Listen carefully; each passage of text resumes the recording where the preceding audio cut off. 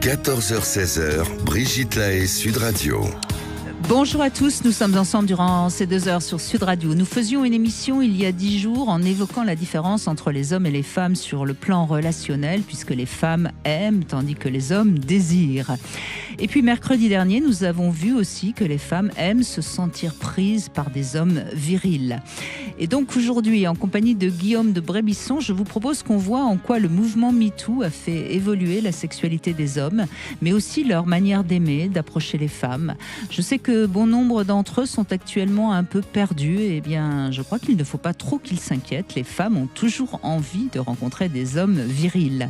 Un homme, en quelque sorte, doit rester un homme, même si, et ça c'est peut-être la bonne nouvelle, il peut s'ouvrir à ses émotions, il peut aussi montrer sa vulnérabilité. En tout cas, si vous avez envie de témoigner, je serais ravie de vous écouter en tant qu'homme, comment vous avez fait évoluer votre sexualité. Et si vous avez envie de poser des questions, eh bien, n'hésitez pas à nous rejoindre. Et pour ça, vous nous appelez au 0826 300 300. Je précise d'ailleurs que, à l'occasion de ce débat sur le mouvement MeToo, je vais également y participer. C'est lundi, à partir de 19h30, au Théâtre Marigny.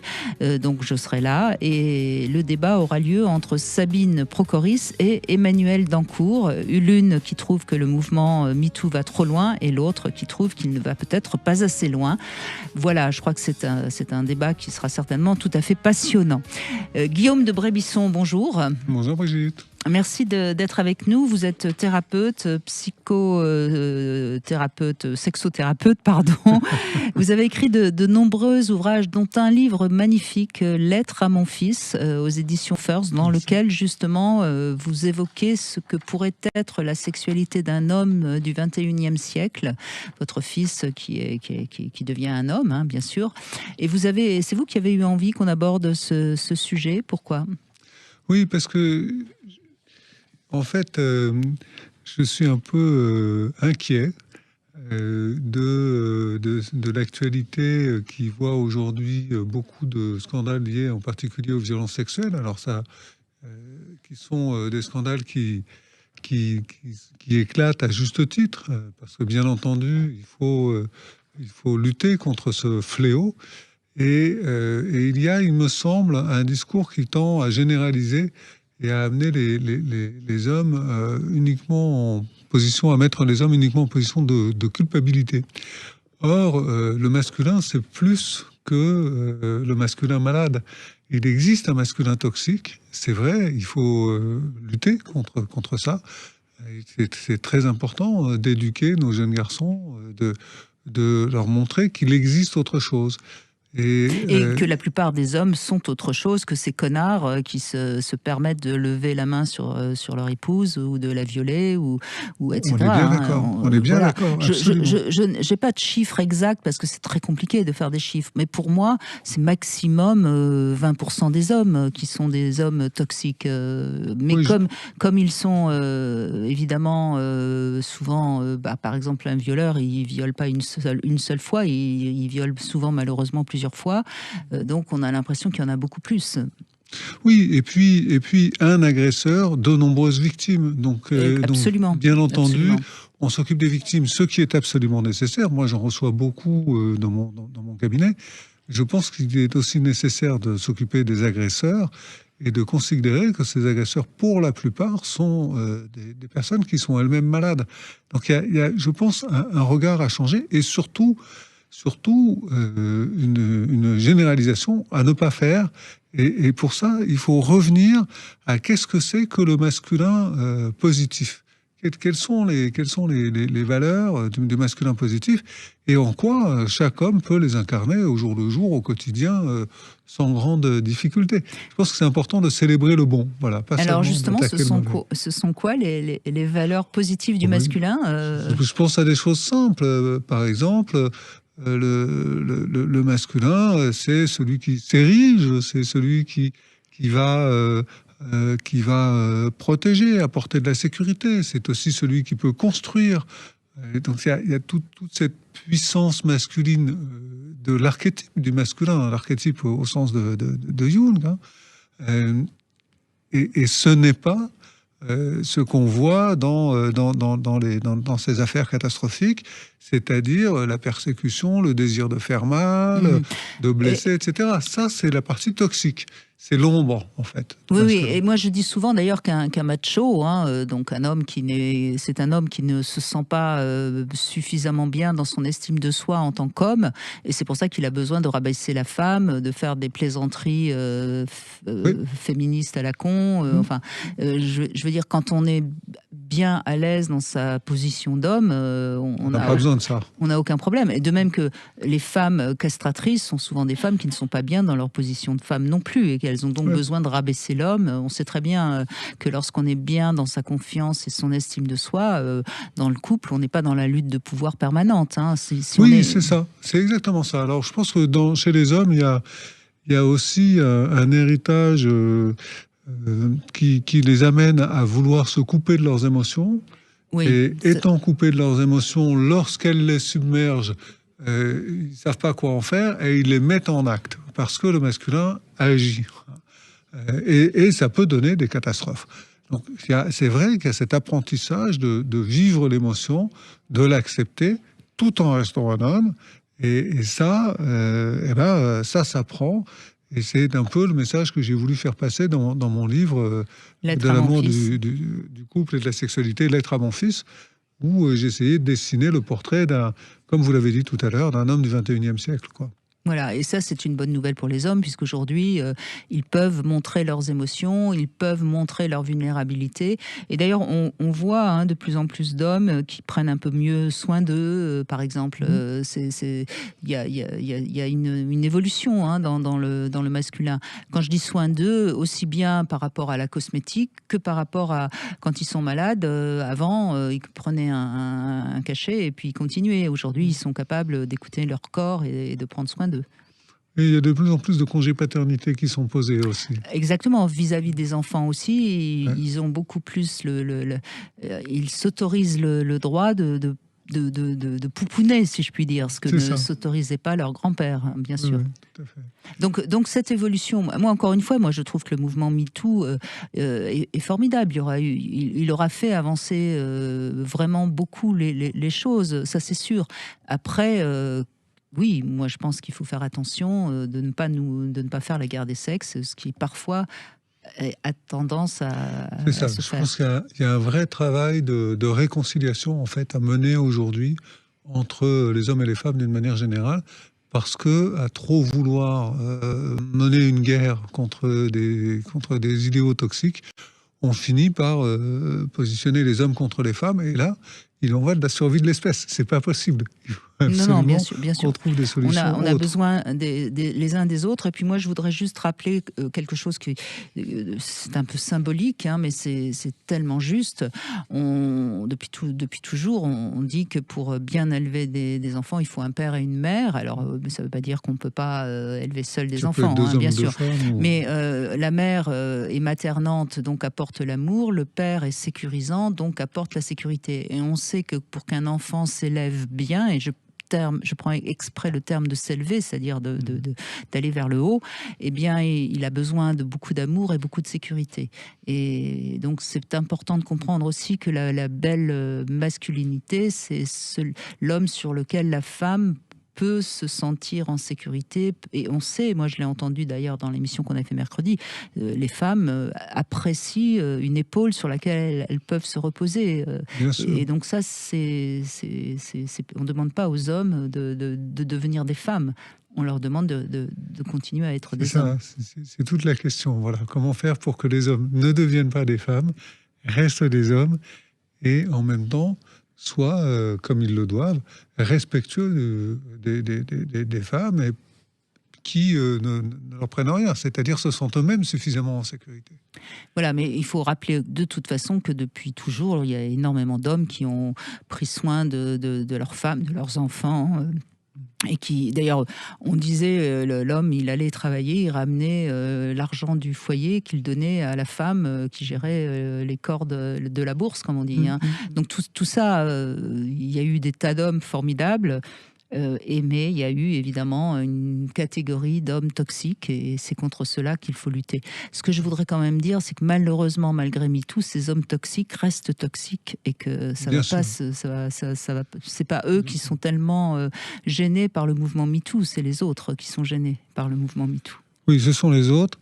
Et en même temps, c'était, je crois, tout à fait nécessaire de faire prendre conscience au monde entier de la fréquence à laquelle ces agressions se produisent et à quel point finalement c'est devenu, ça a été en tout cas pendant très longtemps presque normal de vivre ces situations qui ne le sont pas normales, qui doivent rester Oui, il absolument y a exceptionnelles et qu'il fallait dénoncer. Donc en soi, Oui, non, mais MeToo, c'est pour ça que je dis le mouvement voilà. MeToo, heureusement qu'il est là, parce qu'il y avait quand même une phrase terrible bats ta femme si elle sait pas pourquoi, si tu sais pas pourquoi, Elle le sait. elle le sait. C'est quand même des phrases qui sont inacceptables. Et moi, je me souviens avoir vu un livre, un conseil pour les jeunes femmes. C'était au début des années, il était sorti au début des années 60, je crois, hein, vraiment tout au début des années 60.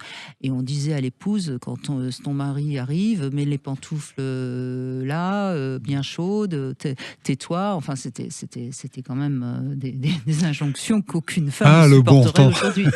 Exactement. Allez, on fait une petite pause et on va commencer avec Patrick, je crois, qui nous a rejoint.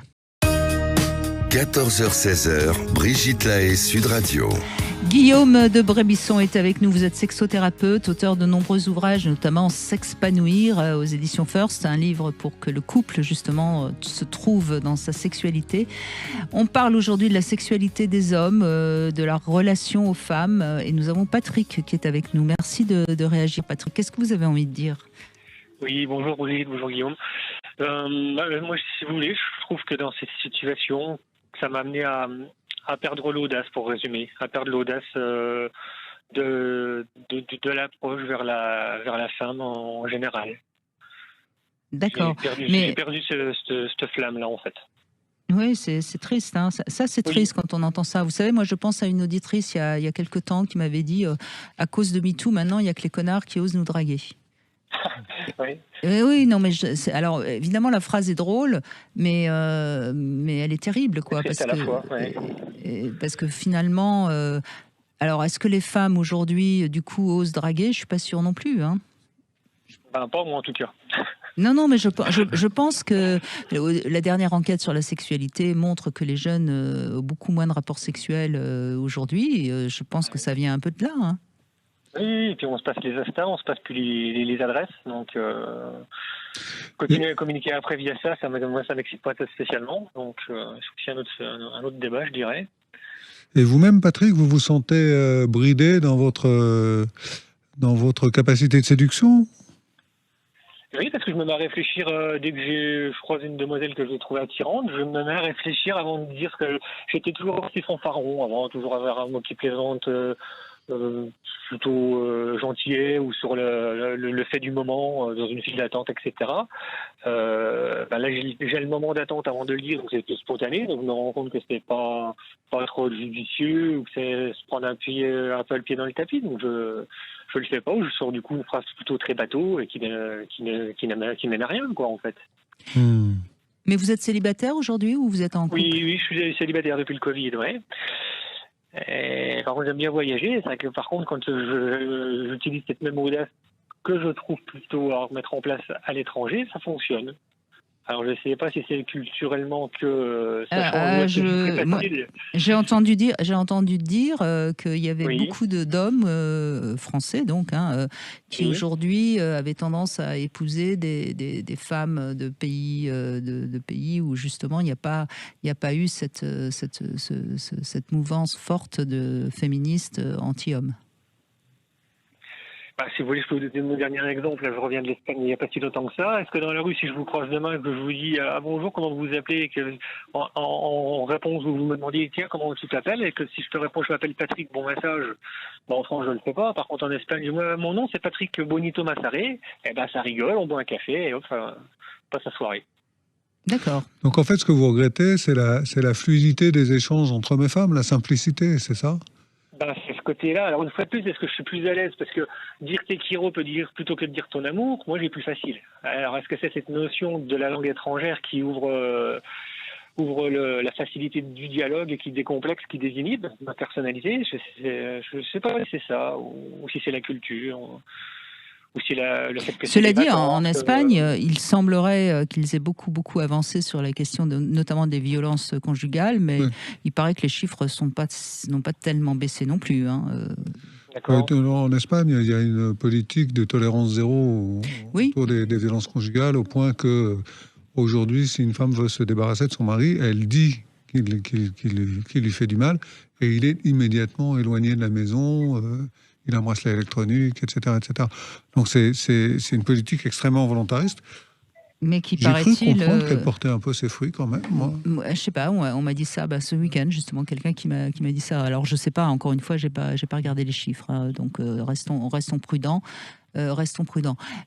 En cela étant dit, il est évident que la violence conjugale est insupportable, mais on parle pas de ça avec Patrick. Patrick, en fait, ce que vous avez, vous l'avez dit très joliment d'ailleurs, vous avez perdu votre audace parce que vous avez été rembarré une fois ou deux par une femme parce que vous lui disiez quelque chose d'agréable. Oui, ou alors j'ai des fois des réflexions, le fait, j'aime bien être un peu justement dans la plaisanterie, ou même chez moi, j'ai des choses, de la décoration qui peut être originale. J'ai fait une petite rampe pour mes animaux domestiques pour qu'ils puissent sauter, vous voyez, des choses un petit peu. Eh ben, là, on rentre chez moi, t'as une réflexion.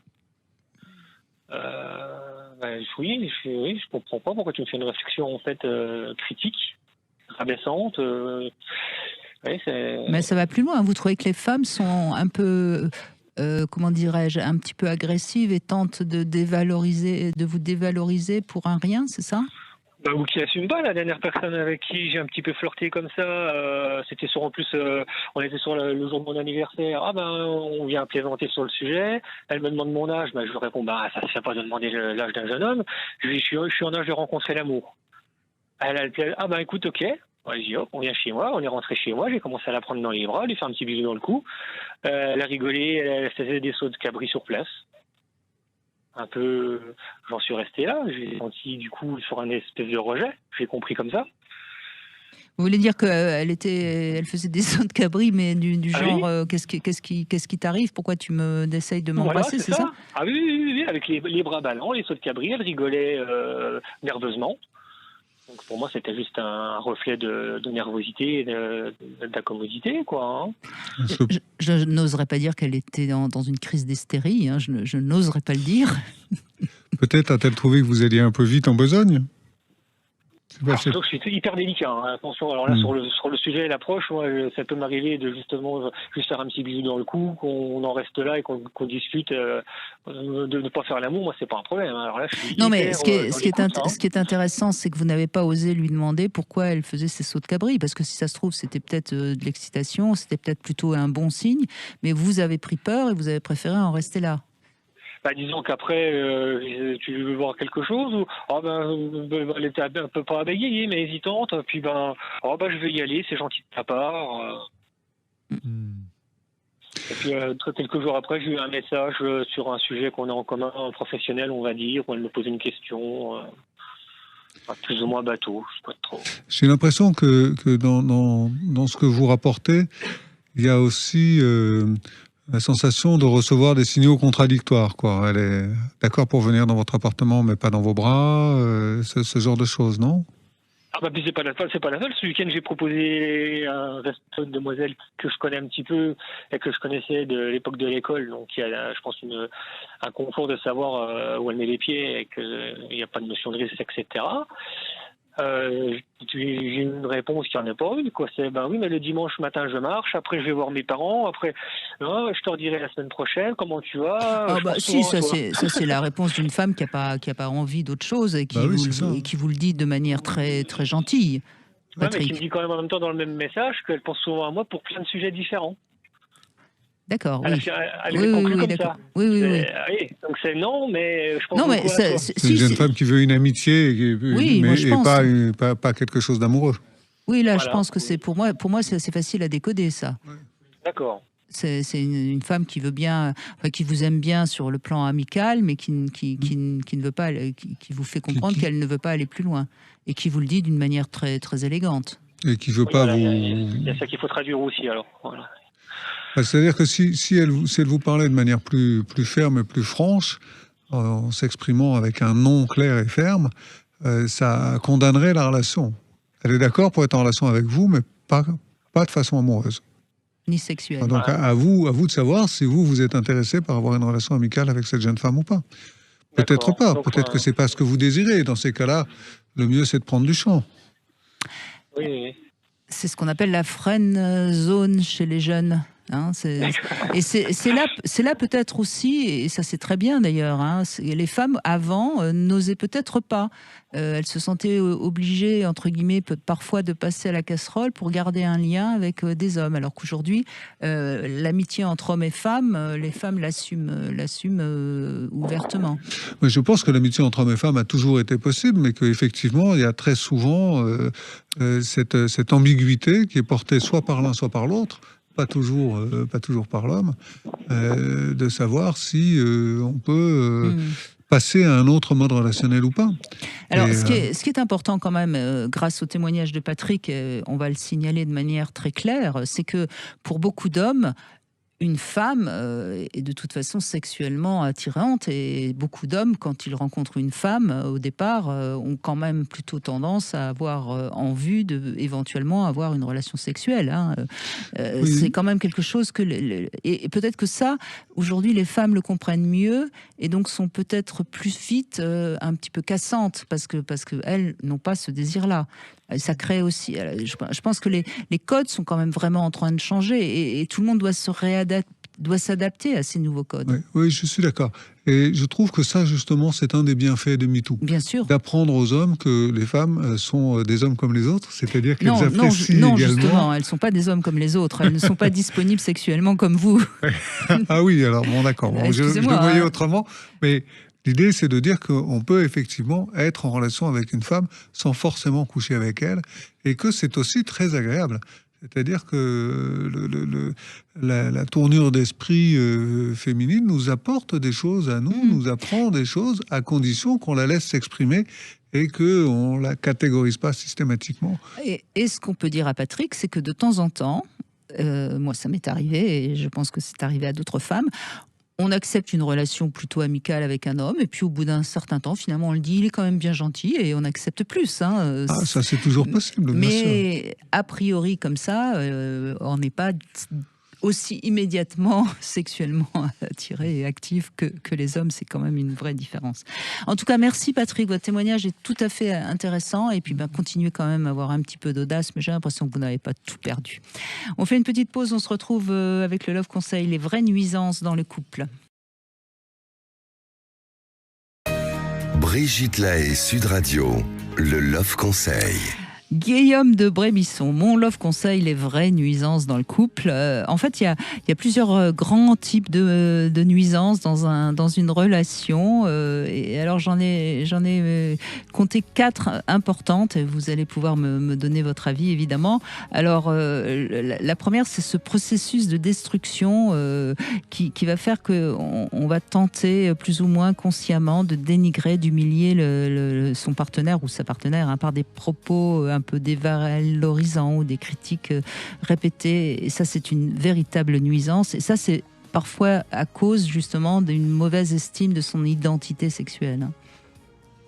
Oui, ça c'est ce qu'on appelle aussi souvent la lutte de pouvoir. Non, ça c'est une deuxième, c'est autre chose encore. Ouais, alors c'est parce que une manière d'exprimer les choses qui est particulièrement malsaine pour l'estime de soi de chacun des partenaires, quoi. Oui. Alors en effet, j'ai mis les enjeux de pouvoir, parce que ça, c'est pas forcément de détruire l'autre, c'est juste de vouloir dominer, de tout décider, et de pas respecter l'autonomie et l'individualité de l'autre, parce qu'on a besoin de garder le pouvoir. Et en quelque sorte, souvent, derrière ce pouvoir, c'est un besoin de contrôle de la relation, et donc de peur, et donc de fragilité. Vous avez tout à fait raison. Et ce jeu de pouvoir peut se manifester parfois dans un seul contexte. Dans ce cas-là, c'est pas très grave. Mais quand il se manifeste dans plusieurs domaines, le couple, forcément, à un moment donné, est voué à l'échec. Hein. Oui, il ne faut pas oublier que Jung disait que le pouvoir, c'était le contraire de l'amour. À partir du moment où on est dans une relation de pouvoir, où une relation de pouvoir s'exprime trop souvent au sein d'une relation de couple, le mieux, c'est effectivement de cesser la relation de couple. Parce que c'est pas quelque chose qui va facilement s'arranger, ça. Troisième grande nuisance dans le couple, c'est lorsqu'il y a une frustration volontaire ou involontaire d'ailleurs, d'un des besoins essentiels du partenaire. Alors évidemment, on pense tout de suite à la sexualité dans cette émission, hein, évidemment, mais c'est pas forcément ça. Ça peut être le frustré d'aller faire son sport favori, le frustré de regarder les infos, par exemple, ou son match de foot. Enfin, une frustration permanente d'un besoin essentiel du partenaire, c'est aussi une vraie nuisance. Alors ça, moi j'ai tendance à penser que si c'est une frustration, ça va. Oui, enfin, quand ça commence à augmenter, là il y a un problème et on revient assez vite dans une question de jeu de pouvoir. Parce qu'en fait, puisqu'on aime la personne avec qui on est, normalement on devrait être plein de joie et d'amour à l'idée que cette personne fasse ce qu'elle a envie de faire, à condition que l'espace du couple reste quand même disponible, quoi. C'est-à-dire que ça n'envahisse pas non plus tout. Absolument. Et alors, le quatrième nuisance, c'est quand il y a un échange émotionnel, sentimental, basé sur l'ambivalence et la confusion. Par exemple, le partenaire passe d'un amour inconditionnel à de l'indifférence, n'est jamais très clair dans ses sentiments. Et du coup, ça provoque une petite insécurité émotionnelle, une peur d'être quitté ou abandonné, et ça ne permet pas la confiance dans la relation et la stabilité. Et ça peut arriver avec des personnes très, très ambivalentes sur leurs sentiments. Qui ne disent jamais quand est-ce qu'ils vont appeler, qui ne rappellent pas, mais qui parfois sont très très présents. Enfin, Là, à mon sens, il y a deux cas différents. Soit c'est involontaire, comme c'est probablement le plus souvent le cas, et c'est une question de mode d'attachement, et là c'est bien d'aller faire une thérapie. Soit c'est volontaire, et à ce moment-là, c'est vraiment un désir de faire du mal à l'autre, et là il faut quitter le couple. Absolument. Donc, il faut déjà arriver à décoder. Alors, il faut, voilà. Et parfois, on a besoin d'un thérapeute pour décoder justement les signes que nous envoie notre partenaire qui sont confus. Absolument. Et puis, sur ces nuisances, je pense que c'est bon d'ajouter, vous serez sûrement d'accord avec moi, que si jamais dans une relation de couple, on est confronté aux 4 nuisances à la fois, il faut fuir. Il est plus que temps de fuir, oui. C'est et très se poser important. la question de pourquoi on l'a choisi. Oui. Céline, maintenant, est avec nous. Bonjour Céline. Bonjour à tous les deux. Et merci Brigitte pour la qualité de vos émissions parce que c'est dingue ce qu'on peut y apprendre. Oh bah merci, c'est gentil et on va continuer. Et puis merci à vous d'intervenir parce que c'est aussi avec vous qu'on avance tous ensemble. C'est une belle chaîne de solidarité, d'amour. Tout à fait. Alors Céline, qu'est-ce que vous avez envie de dire sur l'après-MeToo justement ? Alors l'après-MeToo, en fait, je pense que c'est un peu générationnel. C'est-à-dire que pour les gens un peu de ma génération, donc on va dire cinquantenaire et plus, les femmes, je pense, sont un petit peu plus concernées par le sujet, mais sinon les hommes, je pense que ceux qui se comportaient bien, continuent de bien se comporter, et ceux qui sont mal comportés, doivent considérer que c'est un peu un truc à la mode et que ça va passer et que ça ne les fait pas changer. Non, il n'y a pas mort d'homme et que le mal est déjà là dans toute sa splendeur, voilà. Et que il n'y aura pas, à mon avis, de tellement de changements à en attendre. En revanche, je pense que pour les générations plus jeunes, et moi j'ai 2 fils de 20 et 18 ans, je trouve qu'on perçoit déjà un changement parce que je trouve qu'ils sont beaucoup moins sexués qu'on l'était à leur âge. C'est-à-dire que la drague, tout ça, ça n'a plus l'air d'être un moteur comme ça. Enfin, je me souviens, moi et mes copines et nos copains, on était quand même drivés par ça à ces âges-là. Et j'ai le sentiment que... vous aviez 20 ans dans les années 90, j'imagine, à peu près, 95. Oui, c'était alors c'est vraiment l'époque la plus libre de l'après-guerre, hein. Contrairement à ce qu'on croit, c'est pas 68-70, hein, c'est vraiment c'est les années Haute d'Or, c'est les années... Les années 80, 90. Moi, je dirais 90. Ces années 90, il y avait quand même le sida. Hein. Certes, mais il y avait on parlait de sexe. Il y avait une envie de vivre. Enfin, il y avait quelque chose de cet ordre. Il y avait une mise en avant de la sexualité, du sexe plutôt, de manière. On invitait les stars du porno à la télé. On invitait. Il y avait du latex partout. Enfin, c'était vraiment les années où il fallait être sexe pour être quelqu'un, quoi. Oui, avec quand même cette... je pense que je suis d'accord avec votre approche générationnelle. J'aime bien votre manière de voir les choses. Je crois que parfois, on a des glissements de génération juste sur 1 ou 2 années.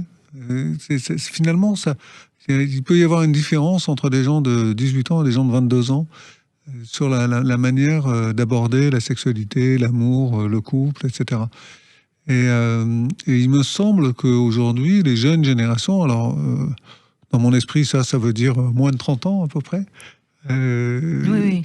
sont effectivement beaucoup plus attentifs les uns aux autres en matière de confort émotionnel, quoi, et de désir de pas blesser ou de pas entrer dans quelque chose d'inacceptable selon eux, etc. Je pense que c'est aussi des personnes qui sont plus aptes et plus rapidement à dire que ça va pas et éventuellement même à porter plainte, enfin dans certains cas. Mais je pense qu'ils sont aussi plus craintifs. Oui, c'est le revers de la médaille. Parce que justement, moi, je voulais vous poser la question, Céline, vos filles, donc vos 2 filles, elles sont en âge... C'est 2 fils. Ah, pardon, j'avais compris 2 filles, excusez-moi. Ouais. Oui, alors justement, donc si c'est 2 fils, je ne vous pose pas la question, parce que je voulais vous poser la question, est-ce que vos filles se font un petit peu draguer ? Est-ce que les hommes essayent, enfin les jeunes hommes viennent un peu... Comme c'est des fils, justement, ils doivent être un peu hésitants à aller... c'est ça, en fait. Puis moi, la première, je vais leur dire surtout, on évite le coup d'un soir après une soirée un peu arrosée. Vous voyez ? Je les mets en garde parce que je sais. Il y a le coup et puis il y a l'après-coup. Voilà, exactement, le coup d'après. Donc c'est vrai qu'on est obligé de les mettre un peu en garde et avec tout ce qu'ils voient aussi par ailleurs, je pense que ça inhibe un peu le côté de drague, d'approche, et je me demande ce que ça va donner dans les années. Enfin, je scrute, mais je me demande ce que ça va donner dans les années à venir, où est-ce qu'ils vont pouvoir en effet développer des relations classiques sans être un peu dans la crainte, quoi. Enfin... Alors moi, c'est pour cette génération-là que j'ai écrit mon livre de l'amour du couple et de la sexualité d'être à mon fils. C'est vraiment pour ces jeunes hommes d'aujourd'hui qui sont un peu coincés entre plusieurs représentations de l'homme et plusieurs représentations de la femme, quoi, et qui doivent assumer certaines choses et puis faire des choix et en même temps se comporter d'une manière à rester en intégrité avec eux-mêmes. Ça sera un beau cadeau de Noël. Mais voilà, absolument. Achetez-en plusieurs. Au moins 2. Au moins 2. Oui. Non, mais de toute façon, il est évident. MeToo, ça remonte à 2015. C'est 2017. Oui, mais c'est aux États-Unis, ça a commencé en 2015, je crois. On s'en fout. 2015 ou 2017, ça fait à peine 10 ans. Hein. C'est ça. Et donc, en effet, on voit bien, quand vous dites les 20-30 ans, oui, on est là. Oui, c'est ça. C'est exactement ça. Et c'est bien, encore une fois. Maintenant, oui, je pense que c'est là où il faut avancer, justement, par rapport à ce mouvement MeToo, pour bien comprendre qu'il était nécessaire, mais qu'il ne faut pas faire comme Robespierre pendant la Révolution, qui a coupé toutes les têtes, tellement il voulait être plus pur que pur. Voilà, je m'amuse souvent à faire cette comparaison, et c'est vrai que c'est ça qui est important. Il ne faut pas couper la tête de tous les hommes, parce que tous les hommes ne sont pas des prédateurs, quoi. Bon, si on leur coupait que la tête encore. Il y a une autre génération qui est intéressante en ce moment, c'est la génération des trentenaires. Il se trouve que j'en ai plusieurs qui viennent me consulter en cabinet, et il y a une espèce de tendance, j'ai l'impression, à cette génération-là, à vraiment tout remettre en question, et on dirait que les trentenaires d'aujourd'hui font leur crise de 40 ans à 30 ans. C'est-à-dire qu'ils ont 10 ans d'avance, ils sont beaucoup plus clairs sur leurs désirs, ou alors, quand ils ne le sont pas, ils décident de tout changer pour tout clarifier. Et là aussi, il y a un changement important qui est en train de se dérouler sous nos yeux. Et je pense que c'est important aussi du point de vue des vingtenaires, parce que les vingtenaires, le modèle le plus proche qu'ils ont, c'est celui des trentenaires. qui est en train de tout changer. Mmh. En tout cas, merci Céline, et puis bon courage. Et puis je crois que c'est bien qu'ils se posent ces bonnes questions et qu'ils trouvent leur propre réponse. Encore une fois, je crois que c'est même si on sait que la culture dans laquelle on baigne, l'époque dans laquelle on baigne, a une influence sur notre sexualité. C'est ce qu'on disait avec Philippe Breneau, qui est anthropologue. Et c'est important toujours de le rappeler. C'est jamais anodin l'époque dans laquelle on vit. On fait une petite pause. On se retrouve dans un instant. 14h-16h, Brigitte Lahaie, Sud Radio. Toujours en compagnie de Guillaume de Brébisson, on se pose la question de la virilité des hommes après MeToo. Et nous avons Karina qui est avec nous. Bonjour Karina. Oui, bonjour Brigitte, bonjour Guillaume. Bonjour Karina. Vous parliez d'une époque juste avant la pub, et c'est vrai que moi j'ai été d'une époque où quand les garçons nous sifflaient dans la rue, ça nous faisait plutôt plaisir. J'ai aussi vécu une époque où quand on nous faisait un compliment ou qu'on nous draguait, ça nous faisait plaisir. Quand c'était un peu lourd, on savait dire au gars, bon stop. Peut-être que les hommes aujourd'hui n'ont Alors, plus... Karina, je suis totalement d'accord avec ce que vous avez ressenti, mais je ne suis pas d'accord pour dire que toutes les femmes s'en foutaient. Je crois qu'il faut comprendre, et c'est là où moi je pense qu'il y a un travail en amont à faire avec les petites filles, leur apprendre à se défendre. Oui. Quand on est des femmes qui savent se défendre, on nous siffle dans la rue, on s'en fout, on nous fait un compliment un peu vulgaire, on s'en fout. Si on est une femme fragile, ça peut nous dévaster. Et c'est en ça qu'il faut bien comprendre que pour beaucoup de femmes, elles avaient besoin de ce mouvement MeToo pour se sentir plus à l'aise dans la société. Oui, alors absolument. Je voudrais ajouter une chose. Je m'excuse, Karina. Et on vous redonne la parole tout de suite. De vous prendre un petit peu la parole. Je voudrais ajouter une chose, c'est que à notre génération, à nous, là, nous trois, hein, grosso modo, c'était des compliments qui étaient envoyés dans la rue aux jeunes filles. Parfois, c'était un peu insistant, mais ça restait de l'ordre du compliment. Aujourd'hui, ce que vivent de très nombreuses jeunes femmes, c'est du harcèlement de rue, et c'est très différent. Et ce sont des insultes, ce sont des gestes obscènes, ce sont des choses comme ça qui sont répétées, et dont elles n'arrivent pas à se dépêtrer, et qui sont réinterprétées par les hommes qui envoient ces... Une catégorie d'hommes, et on ne dira pas lesquels. Voilà, on ne dira pas lesquels, comme étant soi-disant quelque chose de l'ordre de la séduction, de la drague, etc. Alors qu'en fait, c'est purement et simplement de l'agression.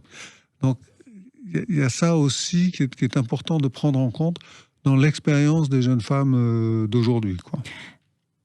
Parce que quand même, Karina, il y a une chose que j'entends auprès des jeunes femmes qui me disent non, aujourd'hui, on ne peut plus se promener avec une mini-jupe, c'est plus possible. Hein. Oui, ça dépend où. C'est toujours pareil, on généralise trop, et à entendre MeToo, tous les hommes sont des porcs, et c'est ce qui me gêne un peu, moi. On est en train de ça, c'est l'excès. Totalement. Mais Karina, vous avez raison, ça c'est l'excès de MeToo contre lequel il faut lutter. On est tout à fait d'accord. Ça, vous avez totalement raison. On est en train de faire ce soir ce travail justement de mettre du subtil là où les généralisations font du mal à tout le monde. Hein. Complètement. Pourquoi on n'apprend pas simplement en cours de gym aux filles les gestes de base pour se défendre? Ça serait déjà une bonne idée. Juste ça. Elles gagneraient en sécurité. Moi, je me souviens de mon fils qui faisait un sport martial. Quand il était embêté, il disait juste, écoutez, si vous voulez chercher la bagarre, il n'y a pas de problème. Je suis là. Mais il restait tranquille et calme. Et les autres se disaient, s'il y a anguille sous roche, c'est pas normal. Et du coup, ils s'en sortaient comme ça, mais sans bagarre. Bon. Oui, alors, mais vous allez me dire que c'était un homme. C'était un homme. Non, mais Karina, il faut quand même savoir que les prédateurs attaquent les proies. Et les femmes qui sont des proies, il y a des femmes qui se sont jamais fait agresser, et il y a des femmes qui se font tout le temps agresser parce que le prédateur ressent bien. C'est comme à l'école, hein, l'enfant qui se fait harceler, c'est l'enfant qui est un peu fragile. Hein, c'est pour des tas de raisons. Hein, d'ailleurs, à l'époque c'était le rouquin, aujourd'hui c'est autre chose. Ou le garçon à lunettes. Oui, enfin. Donc, oui, mais moi j'étais grosse à lunettes, hein, et je me suis fait harceler et je m'en suis sortie. Ce qui me fait peur et ce qui me dérange, moi, c'est qu'aujourd'hui un homme va avoir peur de monter dans un ascenseur sort avec une femme, va avoir peur de fermer la porte quand elle est avec lui dans un bureau, va avoir peur. J'ai l'impression qu'on est en train d'arriver aux mêmes excès qu'aux États-Unis, où en fait il y a vraiment un clivage entre les hommes et les femmes parce que en fait on est en train de les castrer quelque part et ils ont peur et pourtant moi je côtoie de nombreuses personnes. Je peux vous dire qu'il y a quand même une majorité d'hommes qui sont sympathiques, qui sont agréables, etc.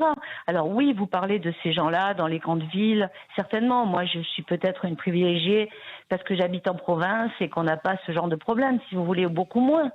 Mais il y a un tel excès. Ça me fait peur par rapport. Moi, j'ai 2 garçons, j'ai 2 fils. Oui, vous avez raison, mais comme vous le dites. Vous avez raison. Vos fils, ils ont quel âge, vos fils? 40 et 37 ans. Ah bah et moi, va. je peux vous dire une chose, c'est plutôt une femme qui a harcelé le plus jeune, qui me disait, maman, moi, je peux pas répondre parce que avec ce que je suis capable de faire, je pourrais la tuer d'un seul geste. Et il se laissait taper. Donc, ça c'est vrai ce que vous dites. Il y a des femmes qui cherchent à se faire. Les garçons, vous en avez quand même un sacré paquet aussi. On est d'accord. C'est pas parce que j'ai 2 garçons.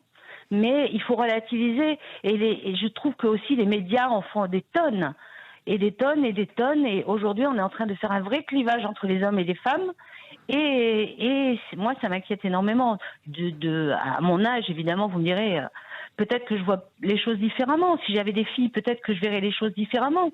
J'ai eu aussi dans ma famille une de mes nièces qui s'est fait harceler, etc. Après, la famille était là, et heureusement, soudée, et on a réussi à faire ce qu'il fallait pour que ça cesse. Mais je vous dis, je l'ai vécu, moi, dans les 2 sens. Mais moi, de toute façon, Karina, je vous rassure, je suis d'accord avec vous. Je trouve qu'il est temps de faire attention parce que sinon, le mouvement MeToo va aller trop loin. Donc, je suis d'accord avec vous.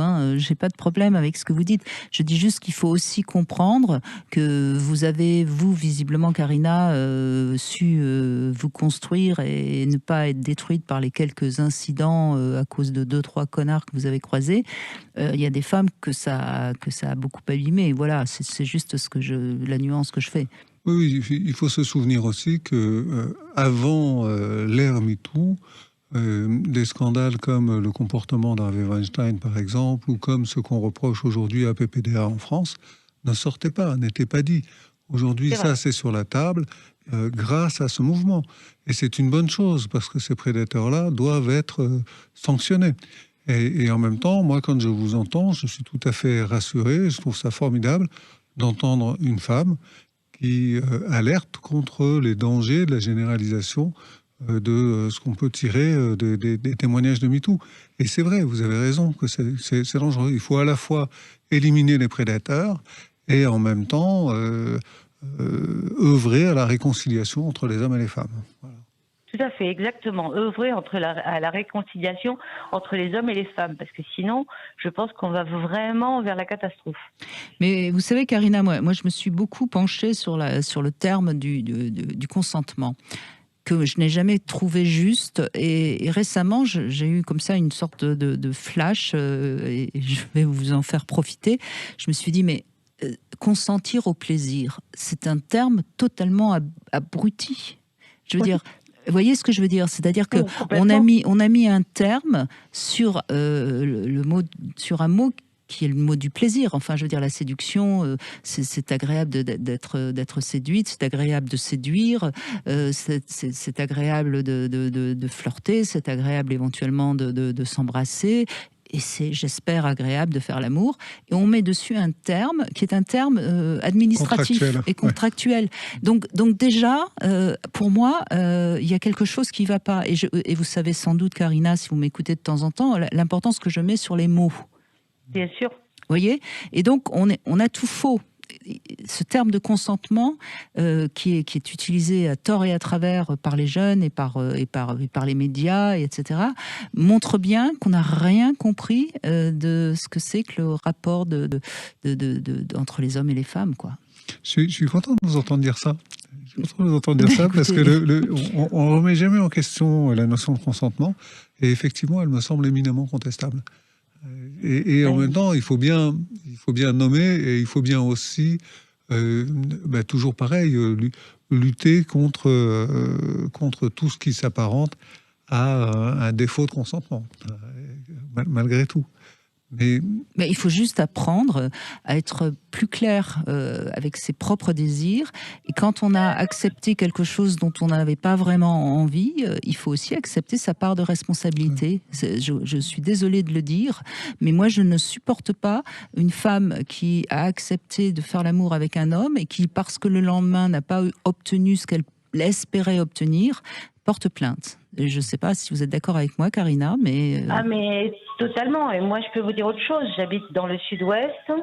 Je vois, par exemple, sur les fêtes de Dax, vous savez comment ça se passe, les fêtes ici, c'est très allumé, etc. Bien sûr, bien sûr. Quand je vois des petites jeunettes qui sortent avec le ventre à l'air, la jupe vraiment ras, et qui vont dans ces fêtes-là comme ça, je me dis que là, c'est presque...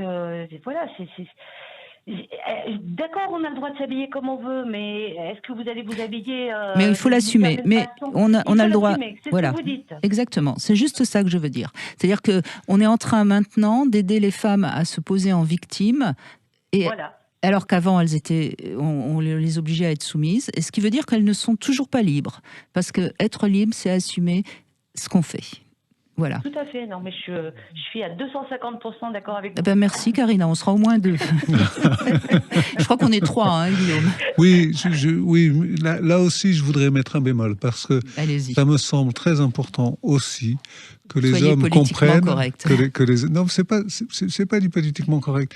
Je pense que c'est important que les hommes comprennent qu'on ne peut pas sauter sur une jeune femme sous prétexte qu'elle a une jupe très courte. C'est pas ce qu'on a dit. Non, c'est pas ce que vous avez dit, mais ça me semble important de compléter.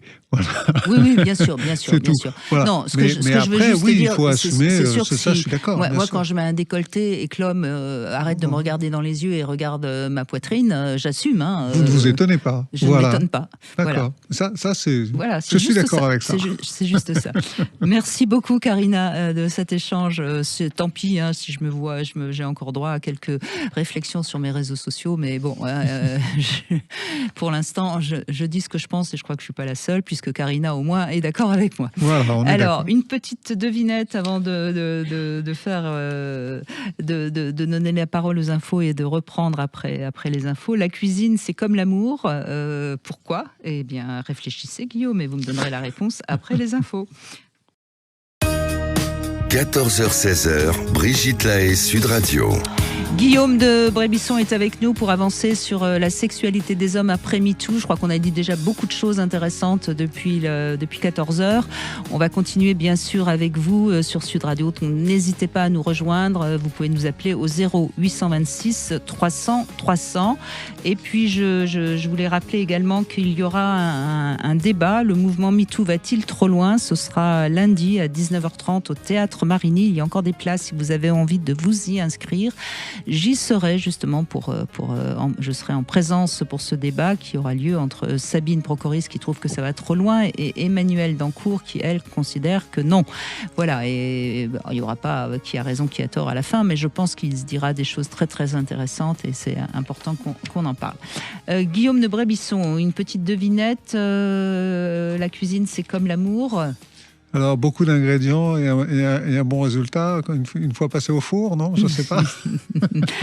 Il faut goûter à tout pour reconnaître ce qui nous plaît. Ah oui, c'est joli, juste. C'est joli. Très joli. Oui, vous voyez, c'était beaucoup plus simple. Beaucoup plus simple. Alors, on va donner la parole à Baptiste qui nous a rejoint. Bonjour Baptiste. Bonjour Brigitte, bonjour Guillaume. Bonjour Baptiste. Merci d'être avec nous. En tant qu'homme, alors, qu'est-ce que vous avez envie de nous raconter, de nous dire ? Comment vous vivez l'après-MeToo, vous ?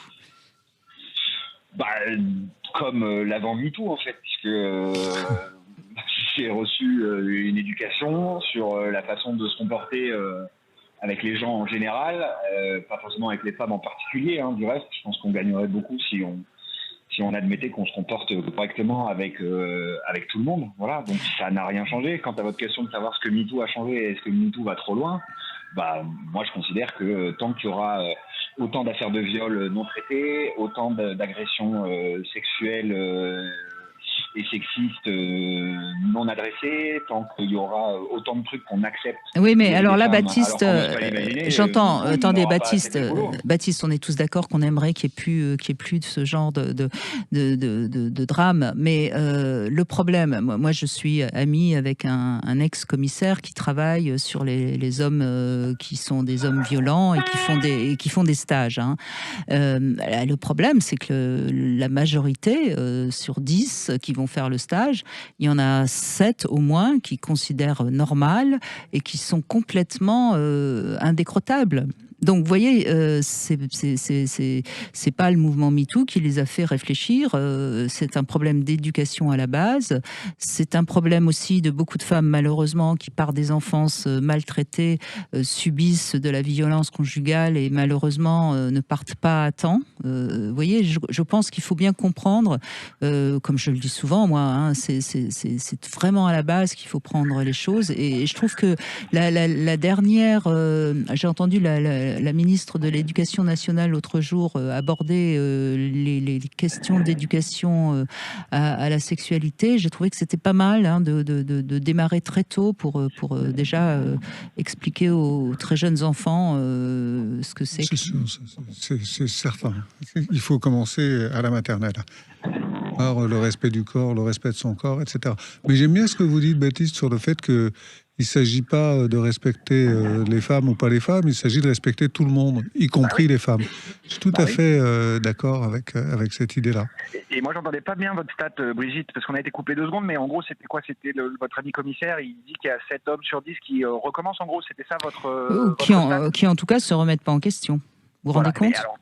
Non, je trouve ça atterrant, évidemment. Mais moi aussi. Hein. Si on voit le verre à moitié plein, ce que j'ai tendance à faire, on peut aussi dire que peut-être qu'avant qu'on mette en place ces formations et ces séances, peut-être que c'était 10 hommes sur 10 qui se remettaient pas en question. Donc en fait, on avance progressivement. C'est aussi à ça qu'a servi MeToo, c'est qu'on avance. Mais moi, attendez, Baptiste, je suis d'accord que MeToo a fait bouger fondamentalement le socle.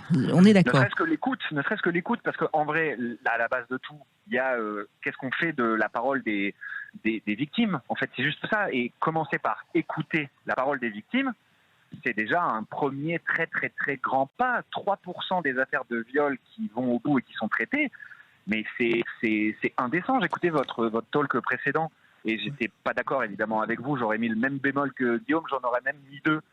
En fait, je suis d'accord avec votre propos qui est d'assumer, par exemple, de mettre un décolleté. Le problème, c'est qu'en fait, moi, sur la plage, je vois des nanas se faire emmerder ou se faire agresser parce qu'elles sont en maillot de bain. Et par contre, je vois plein de mecs torse nu et aucune femme à qui ça viendrait à l'idée d'aller les agresser ou les emmerder. Donc, en fait, c'est juste ça, c'est cette dissonance. Ah, mais attendez, je suis pas en train de justifier ces mecs qui emmerdent les femmes. J'ai bien compris. Moi, je pousser le bouchon un peu. Oui, j'entends. J'ai compris votre propos, hein. Je le comprends parfaitement. Oui, j'entends bien. Non, mais encore une fois, ça a bougé fondamentalement. Mais vous, visiblement, Baptiste, vous êtes. Je vais reprendre exactement ce que je disais à Karina. C'est que vous êtes bien dans votre peau, vous avez une bonne estime de vous-même, une bonne confiance en vous, et donc vous n'avez aucun problème quand vous êtes face à une femme parce que vous la respectez d'abord comme un être humain.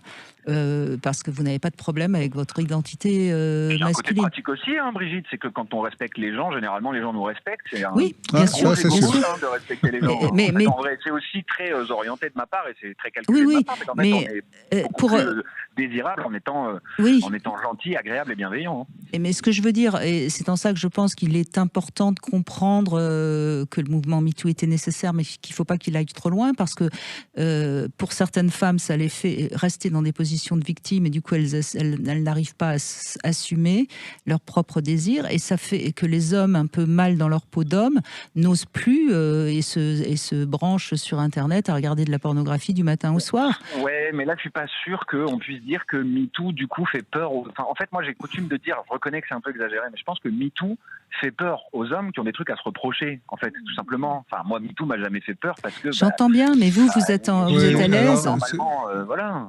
Ça a aussi peut-être aussi un effet intéressant sur certains hommes, c'est de revisiter leur comportement naturel et de s'apercevoir que parfois ils ont peut-être pu être perçus comme insistants ou sans l'avoir voulu. Et donc, attendez, je vous coupe. Moi, j'ai repris contact avec des partenaires passés pour leur poser la question sur certains de mes comportements et pour voir oui, mais moi j'ai des hommes Baptiste, moi j'ai des hommes qui ont reconnu que certaines fois peut-être pas peut-être d'ailleurs, ils ont reconnu qu'ils avaient été un petit peu trop loin et qu'ils avaient bien senti qu'elle n'en avait pas vraiment envie, mais que bon, après tout c'était bien parti.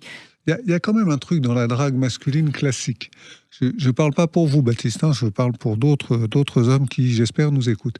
Il y a une drague masculine classique qui consiste à dire à la jeune femme face à nous qu'on la trouve jolie, et puis on pose sa main sur sa main, et puis elle réagit pas, pouf, on pose la main sur le bras, et puis elle réagit pas, pouf, on lui caresse les cheveux, et puis elle réagit pas, on l'embrasse, et puis elle réagit pas, on lui caresse les seins, et on ne réagit pas, on couche avec elle.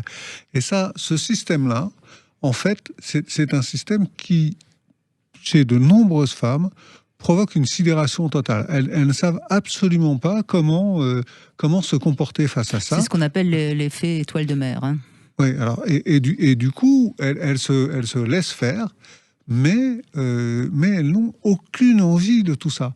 Et l'homme, lui, il est dans sa logique de conquête et il se dit « Ah ben c'est bon, la main c'est bon, donc je peux passer au bras, donc le bras c'est bon, etc. » Et or, en fait, ça, c'est pas de la drague. Ça, c'est de l'assaut. C'est partir en campagne pour, alors excusez-moi l'expression, mais se faire la femme en face.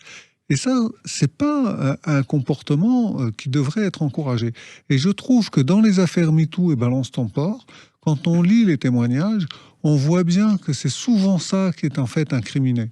C'est-à-dire cette espèce de prise de pouvoir, comme ça, masculine sur la femme. Et ça, il faut lutter contre ça. Alors quand, comme vous, on respecte les êtres humains autour de nous, y compris de sexe féminin, eh bien, j'imagine, on ne fait pas ça. Mais quand même, c'est assez répandu et c'est bien qu'on dise que ça n'est plus possible, ça. Oui, mais c'est bien que vous le disiez clairement. Je suis 100% d'accord et je pense que Baptiste, vous êtes 100% d'accord avec ce que vient de dire Guillaume. Oui, et même je vais reprendre quand même pour pas quand même que vous pensiez, Brigitte, que je ne pense pas comme vous sur toute la ligne, mais en gros, je pense que vous avez raison sur l'éducation et sur les jeunes années. Ce que vient de dire Guillaume, ça me fait penser à une phrase qui est très connue, utilisée comme une expression courante, qui ne dit mot consent. En fait, non. Voilà, qui ne dit mot ne consent pas forcément, en fait. Voilà. Une absence de réponse, c'est pas une réponse, en fait. Voilà. Si la personne n'a pas clairement exprimé le oui, alors elle n'est pas obligée de l'exprimer en le disant, elle peut l'exprimer en prenant la main de son partenaire, elle peut l'exprimer en lui remettant la main sur sa cuisse à lui. Oui. Absolument. Et ça, il faut l'apprendre aux femmes. Il faut apprendre aux hommes qu'une femme qui ne... Il faut apprendre aux hommes qu'une femme qui ne dit rien ne consent pas forcément. Et là, je suis d'accord pour le terme consentir. Oui. Et il faut apprendre aux femmes à être très claires. Et moi, je dis souvent, d'ailleurs, sur les questions d'hommes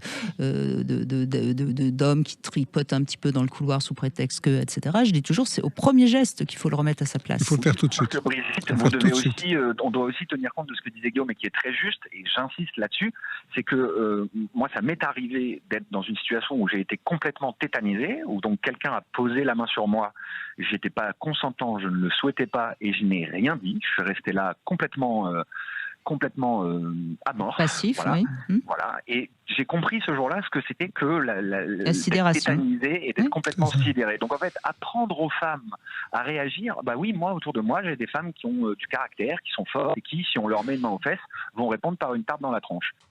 Mais moi, aujourd'hui, je sais le faire, mais je ne savais pas le faire quand j'avais 20 ans. C'est tout. C'est des choses Et si on m'avait appris plus jeune, je pense que ça aurait été mieux. Et donc, on peut l'apprendre, ça. Oui, on peut l'apprendre tant qu'on est avant la sidération. Et effectivement, en cabinet, je reçois des jeunes femmes à qui je dis très souvent, mais vous savez, vous pouvez dire non. Et en fait, dire non à un homme, ça le rassure parce qu'il sait où il est. C'est beaucoup plus simple, en fait. En fait, les hommes aiment bien que les choses soient simples. Et donc, si on leur dit non, Ils comprennent. Un homme, on doit lui dire blanc ou noir, et puis comme ça, il est content. Bon, merci Baptiste, en tout cas, de cet échange. Je crois qu'on avance, parce qu'on échange, et puis on essaye de dire ce qu'on pense. Et c'est tellement pas simple, de toute façon, les relations hommes-femmes, que c'est normal qu'il y ait des débats. On fait une petite pause, on se retrouve dans un instant. 14h-16h, Brigitte Lahaie, Sud Radio. Guillaume de Brébisson est avec nous et nous évoquons l'après-MeToo. On en dit des choses et puis chacun prendra ce qu'il veut. Et de toute façon, il n'y a pas une vérité. Quand on parle des relations hommes-femmes, de toute façon, c'est terriblement subjectif. Alors, je ne sais pas si vous le savez, mais lundi, c'est la journée internationale de la violence faite aux femmes. Donc, c'est une journée évidemment importante. C'est lundi. Mais tout de suite, nous sommes en ligne avec Pierre Lassus. Pierre Lassus que j'aime beaucoup parce que c'est lui qui m'a fait comprendre il y a déjà une bonne quinzaine d'années. D'abord, bonjour Pierre. Bonjour Brigitte. Merci d'être avec nous.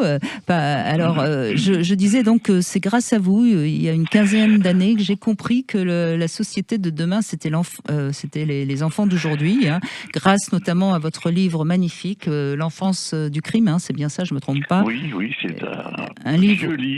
Non, c'est un livre toujours actuel, malheureusement. Oui. Malheureusement, parce que l'enfance maltraitée, elle existe toujours. Vous êtes d'ailleurs spécialiste de l'enfance maltraitée. Vous êtes membre du collège de l'INIR, donc instance indépendante de reconnaissance et de réparation, et vous êtes président d'honneur également de HALT HAMO, association HALT au harcèlement moral, qui est située à Pau. Et c'est à ce sujet-là, d'ailleurs, je crois que vous avez envie de réagir. Enfin, en tout cas, vous voulez nous parler de ce 11e colloque annuel sur les violences psychologiques, qui se tiendra le samedi 23 novembre 2024 au domaine de Luquin à Gand, à côté de Pau, à 15 minutes de Pau. Voilà. Et donc, je vous en prie, allez-y, racontez-nous quel est le thème particulier cette année.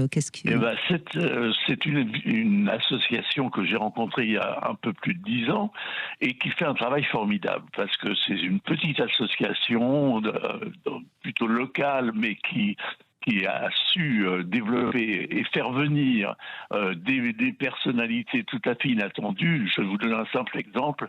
Nous avons eu il y a quelques années le petit-fils du commandant du camp d'Auschwitz qui a parlé des horreurs que son grand-père avait commises et des violences extraordinaires faites non seulement aux femmes, aux enfants, etc. etc. Donc, c'est une association qui lutte contre les violences, que ça soit morale ou qu'elle soit psychologique. Et cette année...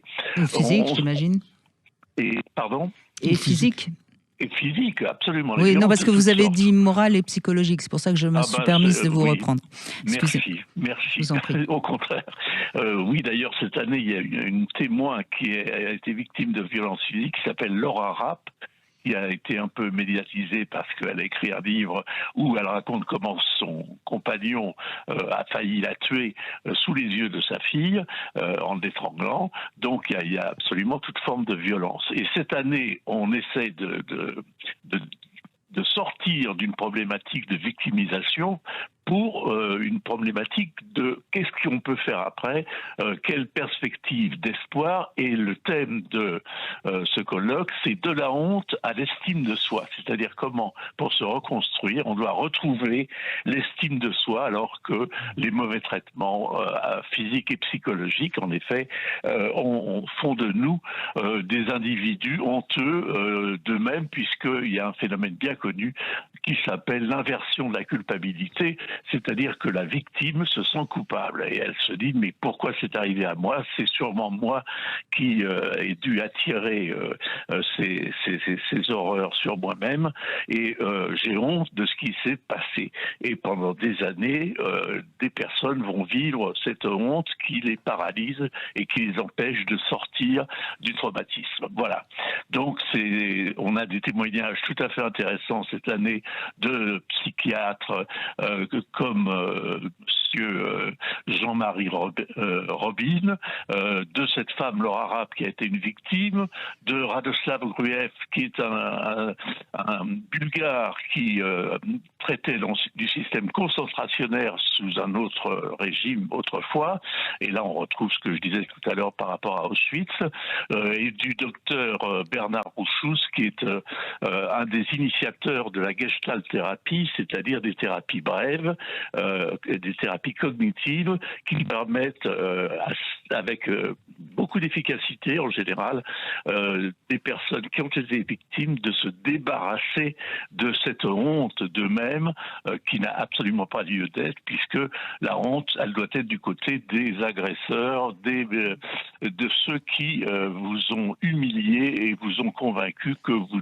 n'étiez rien d'autre que les objets asservis à leur propre désir pervers en général. En même temps, alors évidemment je suis d'accord avec ce que vous dites, hein, Pierre Lassus, mais en même temps il est important aussi de comprendre pourquoi à ce moment-là on a subi ça, quoi. Je veux dire, c'est prendre sa petite part de responsabilité.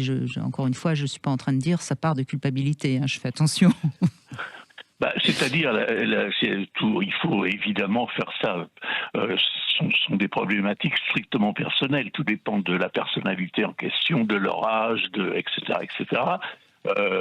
Et en général, les agresseurs ou les gens qui jouissent de l'humilier les autres savent très bien quels sont les points faibles. Et donc, en effet, il y a des personnes à qui il arrivera pas grand-chose, qui sauront se défendre, et puis d'autres qui ne savent pas se défendre, et puis les agresseurs savent très bien à qui s'adresse. Ils trouvent les proies, bien sûr. Voilà, ils trouvent les proies. Et j'ai bien aimé tout à l'heure quand vous disiez, mais comme ça fait longtemps qu'on se connaît, je n'en doutais pas que vous savez donner une claque à quelqu'un qui a des gestes déplacés envers vous. Mais vous êtes une femme forte, et vous vous souvenez, j'avais écrit un livre vous concernant pour vous défendre lorsqu'on vous avait attaqué déjà après cette affaire MeToo, où vous disiez qu'il ne fallait pas exagérer et qu'il fallait quand même reconnaître la possibilité pour certaines femmes de ne pas succomber, se laisser faire et se laisser manipuler, mais vous faites partie des personnes qui sont armées pour résister à ça. Malheureusement, les agresseurs savent trouver des gens qui sont beaucoup moins armés que vous. Voilà. Oui, donc, bien sûr, mais c'est aussi, enfin, ce que je veux dire par là, c'est que c'est aussi en comprenant pourquoi à un moment donné on est agressé, quelle que soit l'agression d'ailleurs, parce que souvent c'est un travail aussi sur son enfance, par exemple, qui va réparer et qui va nous permettre de dépasser justement ce traumatisme. Oui, parce que dans tout ça, il y a quand même beaucoup en jeu le syndrome de stress post-traumatique et justement les effets de la sidération dont on parlait tout à l'heure, qui vont faire qu'une victime potentielle va prêter le flanc d'une certaine manière, et sans aucun désir pour autant de le faire, à l'agression de quelqu'un qui lui-même est dans un état modifié de conscience au moment où il agresse. Et qui du coup agit non pas avec son mental, avec son raisonnement, mais vraiment avec une sorte d'instinct animal, quoi.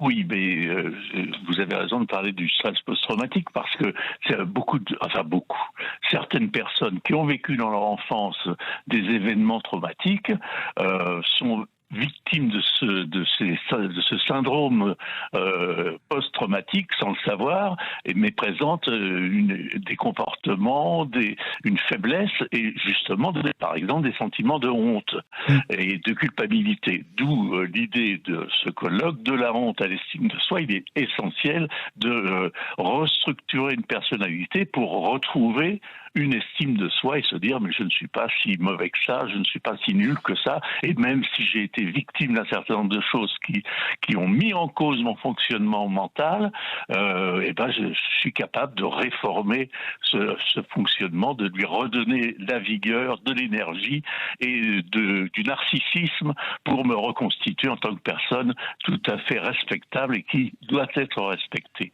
Voilà. Mmh. Alors Pierre Lassus, donc c'est le 11e colloque annuel sur les violences psychologiques qui se tiendra le samedi 23 novembre 2024. C'est au domaine de Luquin à Gand, à 15 minutes de Pau. C'est ouvert au grand public. C'est ouvert à tout le monde. D'accord. Tout le monde, voilà. Donc, si vous avez envie de mieux comprendre comment on se reconstruit, comment on retrouve son estime de soi après la honte, justement. Eh bien, venez nous voir. Vous êtes les bienvenus et vous y serez donc, Pierre Lassus. J'y suis puisque je suis le président d'honneur de cette association depuis plus de 10 ans. Donc, depuis les premiers colloques. Très bien. Et merci de nous avoir donné la parole et bonne fin d'émission. Merci Pierre Lassus, merci à vous. Au revoir Brigitte. On va se retrouver dans un instant avec le Sexo Conseil. On va parler des mécanismes du désir. Brigitte Lahaie, Sud Radio, le Sexo Conseil. Alors, les mécanismes du désir, c'est un petit peu en fil rouge de l'émission d'aujourd'hui, Guillaume de Brébisson. L'homme désire dans l'esprit de conquérir, de préférence celle qui est la plus convoitée. On sait que dans une soirée, quand il y a une femme qui est la plus convoitée, généralement beaucoup d'hommes aimeraient bien repartir avec. C'est encore une fois très caricatural, mon sexo conseil, mais c'est aussi fait pour ça. C'est la réalité, c'est comme ça que ça se passe. La femme, elle, va plutôt désirer par amour. Alors l'homme est excité par les seins et les fesses. La femme est excitée par un être à part entière. Ça, c'est important parce que très souvent, quand on demande à une femme qu'est-ce qui l'a attirée, elle va répondre parfois les fesses, mais elle va pas forcément répondre quelque chose de l'ordre d'une partie du corps en particulier. Le physique, je ne dis pas qu'il n'est pas important pour les femmes, mais il est moins sujet à excitation primaire, si je puis dire. Alors l'homme, on dit qu'il est entraîné par sa pulsion, alors que la femme a besoin d'être un peu plus en harmonie avec son corps et son cœur pour que le désir prenne sa place. D'où une baisse de désir au moindre paramètre extérieur qui va nuire à cette harmonie entre le corps et le cœur. Chez la femme, on sait très bien que très souvent dans un couple, c'est plutôt la femme qui va être en baisse de désir avant l'homme, en général, encore une fois. L'homme veut voir une femme qui s'exhibe avec plaisir, ça excite toujours le partenaire.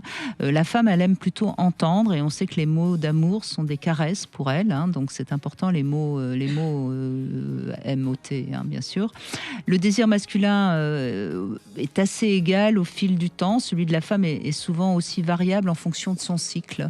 Les femmes ont un désir beaucoup plus fluctuant. L'homme, en général, quand sa libido est plus constante.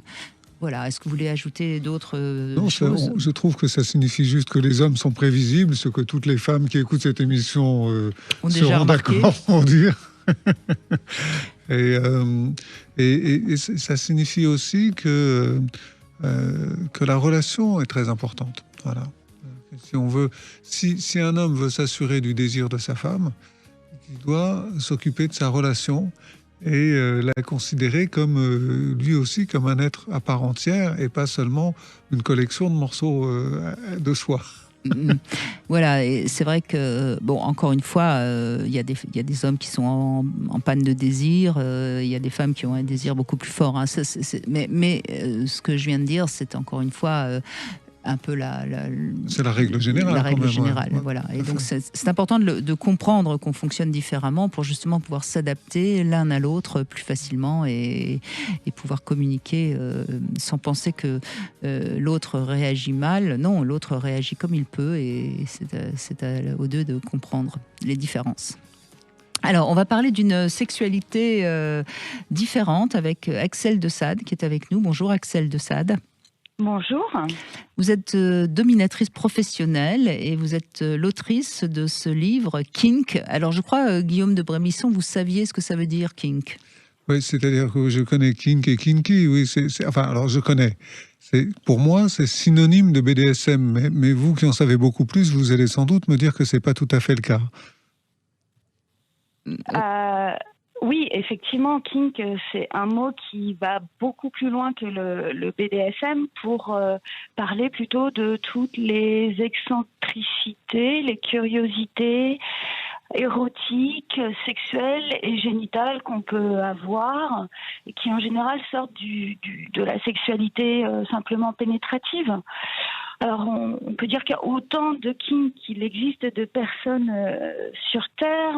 Et kink, c'est un peu qu'est-ce qui fait, en fait, qu'est-ce qui m'excite, qu'est-ce qui est excitant pour moi. Alors, c'est bizarre parce que Axel de Sade, moi, je l'ai entre les mains, ce livre, livre tout à fait remarquable et très riche en conseils, en propositions, et ça peut aider à beaucoup de gens à découvrir des fantasmes. En dessous, le sous-titre, c'est en effet Manuel de sexualité créative, hein, donc ça va dans la définition que vous êtes en train de dire, Axel de Sade. J'ai oublié de dire que c'est aux éditions Anne Carrière, mais néanmoins, quand je regarde votre livre, écoutez, excusez-moi, mais c'est un manuel de BDSM. Alors, pas que, parce que... écoutez, pas que... Non, pas que, et c'est important parce que... Mais non, parce que dans le BDSM, en fait, il y a plein de choses. Et souvent, il y a aussi... c'est très stéréotypé, et nous, on parle de sexualité créative parce que il n'y a pas forcément d'échange de pouvoir dans les pratiques qu'on définit. Par exemple, quand on est sur la lutte érotique, sur les massages, le tickling, le liquid love, on voit bien, en fait, qu'on n'est pas sur cette dimension où on va faire mal à quelqu'un, où on va dominer quelqu'un. On est plus sur la dimension ludique. Et en fait, le manuel, c'est pour ça qu'on l'a appelé manuel de sexualité créative, c'est parce que dans ce manuel-là, on parle d'une sexualité qui est plutôt ludique, joyeuse, solaire. Oui, bien sûr, mais on va pouvoir y ajouter parfois une dimension d'échange de pouvoir. Non, mais excusez-moi. Non, mais excusez-moi, c'est important. Moi, votre livre est tout à fait remarquable, donc je suis pas en train de le critiquer. Je dis juste que je suis obligée, pour les personnes qui nous écoutent, de dire que si vous n'avez pas du tout envie de pratiquer un tout petit peu de BDSM, c'est pas un livre qui vous conviendra. Voilà, c'est un livre qui conviendra à des personnes qui sont un peu ouvertes au BDSM. Sinon ils y trouveront pas leur compte. Axel de Sade, je suis désolée. Je m'inscris un peu en faux parce que en fait tout le monde pratique, enfin la dimension, si on parle de BDSM pur, tout le monde le pratique. Je le passe à Guillaume. Hein. Tout le monde le pratique. C'est très curieux de sexualité créative. Non, ça je peux pas vous laisser dire ça, Axel de Sade. Tout le monde ne pratique pas le BDSM sans le savoir. C'est pas vrai. Il y a des gens qui ne se sont jamais griffés, mordus ou même légèrement. Non, je peux pas vous laisser dire ça. C'est pas vrai. Non, mais alors laissez-moi développer mon propos. C'est parce que en fait, par exemple, quand vous êtes dans un lit et que à partir du moment où vous allez bander les yeux de quelqu'un ou l'attacher. Mais excusez-moi, c'est déjà du BDSM. Laissez-moi terminer. Ou que vous prenez l'autre, par exemple, en levrette d'une manière un peu sauvage, où vous allez être justement dans une dimension donc je te prends, donc je suis dans une dimension où je prends le pouvoir sur toi. On est bien sur, on va dire, l'aspect psychologique de l'échange de pouvoir. Après, c'est pour ça que dans le manuel, effectivement, je suis désolée, un bandeau ou une position en levrette un peu forte, c'est déjà le B à bas, le premier étage, si je puis dire, du BDSM, Axel. C'est ce que je dis. C'est tout à fait ce que je dis. Et donc je dis bien que c'est un livre plus un manuel de BDSM du premier étage jusqu'à plus loin qu'un livre de sexualité créative. Alors, il y a beaucoup de créativité dans ce que je vois. Mais le livre est formidable. Le livre est très chouette. Je ne suis pas en train de dire du mal du livre. Je dis juste qu'il ne faut pas induire en erreur les auditeurs. J'ai dit que probablement en lisant ce livre, on peut s'en inspirer pour faire de la sexualité créative sans contrainte. Parce qu'en fait, ce dont vous parlez, c'est la question de la contrainte. Non, ce dont je parle, en fait, c'est surtout d'utiliser en fait certaines techniques de jeu, mais en lui retirant tout cet aspect très noir et stéréotypé de ce type de jeu pour aller sur quelque chose qui est de l'ordre justement du jeu, joyeux, du ludique. Et c'est pour ça que moi, ça me gêne, en fait, Brigitte, que vous assimiliez ce qu'on décrit dans le livre comme du BDSM. Je ne renie pas qu'il y a certaines techniques qui font appel à du BDSM, mais on va beaucoup plus loin dans les kinks qui sont proposés. Et c'est pour ça qu'on parle de kink aussi.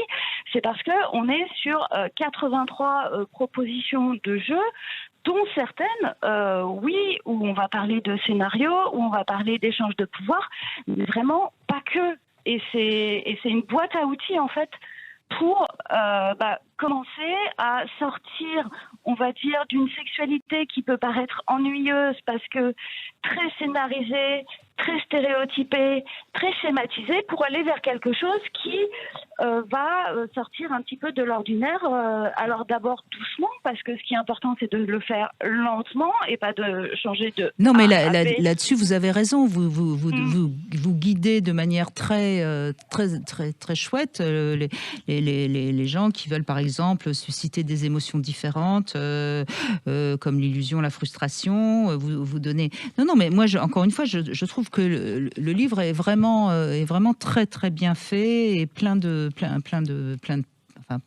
propositions, et je suis sûre que beaucoup d'auditeurs y trouveront leur compte. Je dis juste que si on rêve plutôt de sexualité sacrée, de tantra ou de sexualité, de slow sex ou de sexualité très douce, etc., on est tout à fait à l'inverse. Oui. Voilà. Alors là, c'est sûr que si on est sur la dimension très spirituelle, enfin en tout cas tantrique, etc., c'est vrai que le livre n'aborde pas ces questions tantriques, ça c'est sûr. Ouais, si vous rêvez de sexualité douce, vous lisez S'expanouir. Si vous rêvez de sexualité créative et pimentée, vous lisez Kink. Voilà, en gros, on peut dire ça. On peut dire, absolument, on peut dire ça. Non, mais encore une fois, oui. Alors, vous avez d'autres autrices, hein, d'ailleurs, dans ce livre. En plus, il y a des dessins, il y a des photos qui permettent. Enfin, moi, sincèrement, encore une fois, je trouve que le livre est remarquable. J'ai pas d'autre choses à en dire. Mais merci beaucoup. Voilà. Cela étant dit, j'ai fait une émission récemment et beaucoup de femmes ont envie d'être un peu soumises. Hein, donc, ça peut aussi être une manière de découvrir pour certaines femmes d'autres fantasmes. Oui, femme ou homme, c'est... Justement, dans le livre, on évite de trop genrer je suis une femme, je vais me soumettre, ou je vais aimer ça, ou je suis un homme. Parce que justement, moi, ce que j'ai pu constater, notamment dans mon activité de professeur à l'école des arts sabiens, c'est qu'il y a des hommes qui sont aussi à la recherche d'une autre forme de sexualité, sans être dans ces injonctions performatives de l'érection, de faire jouir son ou sa partenaire. Et c'est pour ça que nous on est assez généraliste dans le propos, sans attitrer à un sexe un désir. Absolument. Si vous avez envie peut-être de découvrir un nouveau fantasme que vous ignorez, vous allez peut-être le découvrir grâce à ce livre, Kink, manuel de sexualité créative. Ça vous va, ça, Axel de Sade? Oui, merci beaucoup. Aux éditions Anne Carrière, Axel de Sade. Merci d'avoir réagi et de nous avoir présenté votre livre qui est en effet très, très, très complet. Guillaume de Brébisson, on fait une petite pause et puis on va conclure déjà. Volontiers. 14h-16h, Brigitte Lahaie, Sud Radio. Et pour conclure, on va revenir sur notre sujet du jour. Merci d'ailleurs d'avoir voulu aborder ce sujet, Guillaume de Brébisson. Comment va la sexualité des hommes après MeToo? Et je rappelle qu'on peut offrir à son ado, hein, si on a un ado, ce livre formidable que vous avez écrit, Lettre à mon fils. C'est aux éditions First, parce que c'est une belle manière de permettre à un ado de mieux comprendre ce que c'est que la sexualité d'un jeune homme en 2024. Christophe, bonjour. Bonjour. Bonjour. Merci de prendre la parole en tant qu'homme. Qu'est-ce que vous avez envie de dire, Christophe ? Déjà, dans un premier temps, que depuis l'apparition de tous ces dénonciateurs, je ne sais pas comment on peut dire ça. D'un côté, pour les femmes, je pense que c'est une bonne chose, parce que certaines femmes, que ce soit au travail ou dans leurs relations, ou même dans plusieurs types d'actions vis-à-vis des hommes, c'est une bonne chose. Après, il ne faut pas tomber dans l'abus non plus.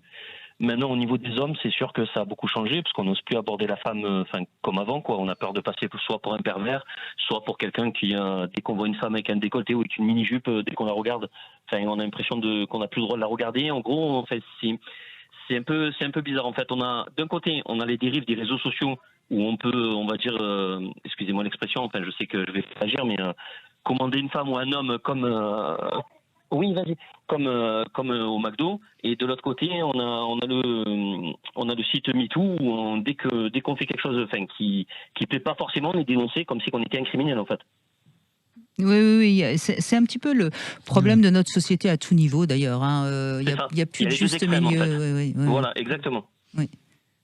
C'est vrai qu'aujourd'hui, j'aime bien ce que vous dites, parce que c'est vrai qu'aujourd'hui, quand on va sur des réseaux sociaux simples, des trucs classiques du genre Facebook ou Instagram, sans aller très très loin, on est facilement confronté à des propositions de prostitution qui viennent, on ne sait pas d'où, par des femmes qui se présentent de manière extrêmement provocante, etc.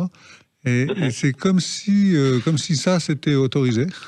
C'est ça. Alors que les relations non tarifées, elles, seraient devenues prohibées ou quasi prohibées. Exactement. C'est ce que vous dites. Exactement. Et après, il y a aussi le fait, quand on va sur les réseaux sociaux ou sur les réseaux de rencontres, en fait, on ne sait plus comment aborder la femme, et on n'a plus limite, on n'a plus le droit.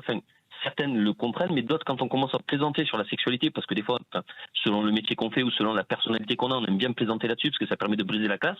Mais certaines, elles pensent qu'on est pervers, alors que pas du tout. On n'a même plus le droit des fois d'aborder ce sujet, en fait. Oui. C'est vrai que l'humour sur la sexualité devient très glissant. L'humour est compliqué de nos jours, de toute façon. Oui, on n'est plus dans la période Coluche, ça c'est clair. C'est ça. À l'heure d'aujourd'hui, pour aborder certains sujets, même avec humour, ça devient très compliqué. Mais il y a même des sujets qui deviennent compliqués à aborder quand on est dans des dîners familiaux, par exemple. Comme s'il fallait être d'un côté ou de l'autre. Exactement. Et ça, c'est vrai que c'est quelque chose qui, moi, me gêne beaucoup. Et je trouve que c'est très amplifié sur les chaînes d'infos où il y a toujours des... On n'a pas le droit de rester neutre ou de ne pas avoir d'opinion, en fait. Il faut absolument qu'on choisisse un camp. Il faut choisir un camp. C'est-à-dire tout est polarisé. Il y a une polarisation croissante de tous les échanges, je crois, d'une manière générale. Après, je pense qu'au-delà de ça, je pense que beaucoup d'hommes comme beaucoup de femmes, ce qui manque, parce que Madame Anaïs, je vous écoute souvent, pas forcément sur Sud Radio, mais sur d'autres, je vous ai écouté parce que j'ai 43 ans, donc je connais un petit peu. Et du coup, je vous ai écouté des fois parler. Le truc, c'est que ça manque beaucoup de communication. Alors aujourd'hui, on est beaucoup sur nos téléphones, sur les réseaux, et ça manque beaucoup de communication. C'est-à-dire que sur les réseaux sociaux, on va arriver à discuter avec quelqu'un, mais dès qu'on se retrouve en face de lui, on ne saura plus quoi lui dire. Et ce qui est très juste dans ce que vous dites, Christophe, c'est que sur les réseaux sociaux, on est très cash et on se permet de dire les choses de manière pas nuancée, justement, alors que dans la vie, on ne doit pas se comporter comme ça. Mais je pense qu'on est amené, avec tous ces systèmes de réseaux sociaux et autres, on est amené à développer une double personnalité, en fait. C'est ça. Il y a un côté où l'anonymat permet tout. Moi, j'ai été très frappé il y a quelques années par l'affaire Mia. Je ne sais pas si vous vous souvenez de cette jeune fille, voilà, sûr, oui. Qui a dit des choses qu'elle aurait peut-être pas dû dire, mais qui a quand même reçu quantité de menaces de mort. Alors, les menaces de mort, c'est quand même quelque chose de très grave. Et les auteurs de ces menaces ont été poursuivis en justice. Certains ont été identifiés. Et en justice, on a vu arriver des messieurs d'un certain âge qui ne comprenaient pas très bien pourquoi ils étaient là, ni ce qu'ils avaient fait. En tous les cas, c'est ce qu'ils disaient. Parce que, oui, ils avaient dit, c'est vrai. Ils avaient écrit, je vais te violer puis te tuer, mais ils ne voyaient pas où était le mal. Et en fait, on est, je crois, dissocié très, très, très souvent par tous ces outils qu'on utilise, et du coup, on a toujours deux poids, deux mesures, quoi. C'est ça. C'est un peu ce que vous nous dites. il y en a qui perdent le curseur en fait de la moralité sur les réseaux. Ils se disent c'est pas grave, c'est sur Internet, je peux librement parler, alors que non, en fait, on a affaire à des personnes qui sont derrière, et souvent les personnes l'oublient. On le voit au collège, au lycée, il y a de plus en plus de malveillance là-dessus. Alors moi, je vais rendre hommage à Didier Pleu, qui l'a dit il y a déjà 20 ans. Attention, le manque d'éducation à l'autorité, le manque de frustration va créer une société où on ne se respectera plus. Et je pense qu'on en est là. Il y a trop de gens qui ont eu une enfance trop roi, au sens... Exactement ça. Et du coup, j'ai envie de dire ça, je le dis. J'ai envie de faire ça, je le fais. Plus sur moi. Et oui, et donc ça, on le paye un peu cher. Alors bon, on sait que dans les sociétés, il y a toujours un mouvement de balancier. On va revenir certainement à plus d'autorité, mais ça risque de faire un petit peu mal. Oui, à quel prix ? Le problème, c'est à quel prix ? On va le payer. Si on va le payer, que ce soit sur la sexualité, que ce soit sur l'éducation. Vous avez raison, Christophe. Sur d'autres sujets, mais je veux dire, on va le payer. Et en fait, moi, ce qui me fait peur, c'est qu'à l'heure d'aujourd'hui, où on donne des portables facilement à des jeunes adolescents, c'est-à-dire au collège, à partir de l'âge de 6 ans, maintenant, on voit que certains enfants ont déjà le portable. Moi, ce qui me fait peur sur la sexualité, c'est que certains ont accès directement à carrément du porno, quoi. C'est ça qui m'inquiète. Mais oui, mais je trouve, j'espère, mais je trouve quand même, et ça va être notre conclusion, Guillaume de Brébisson, je trouve quand même qu'on est en train de prendre conscience qu'il est temps de réagir et de faire commencer à bouger le mouvement de balancier dans l'autre sens. Oui, il y a une prise de conscience, je pense. Ouais, générale, oui. La seule chose, et je termine là-dessus, c'est que des fois, au niveau de l'éducation des enfants, parce que j'ai quand même 2 garçons, des fois, avec tout ce qui se passe à l'heure d'aujourd'hui, on ne sait jamais sur la sexualité envers les femmes ce qu'on peut dire et ce qu'on peut plus dire, si on en a trop dit, si on en a pas assez dit, on ne sait plus où est le curseur quelque part. Mais ça, c'est une réaction de parents tout à fait normale, Christophe. Ne vous inquiétez pas, tous les parents se posent toujours la question de ne pas être sûr d'avoir fait ce qu'il fallait. Donc, ne vous inquiétez pas, ça prouve que vous êtes un bon parent et un bon père. Merci Christophe en tout cas, et merci de ce témoignage. Pour conclure, il me va très très bien. Merci Guillaume de Brébisson. Je rappelle que Lettre à mon fils, vous l'avez écrit pour votre fils, mais tous les jeunes hommes peuvent le lire et tous les parents peuvent l'offrir à leur fils. Tout de suite, vous retrouvez Alexandre Delevan. On sera lundi avec Stéphane Clerget, pédopsychiatre. On verra pourquoi un chagrin d'amour, ça fait autant souffrir.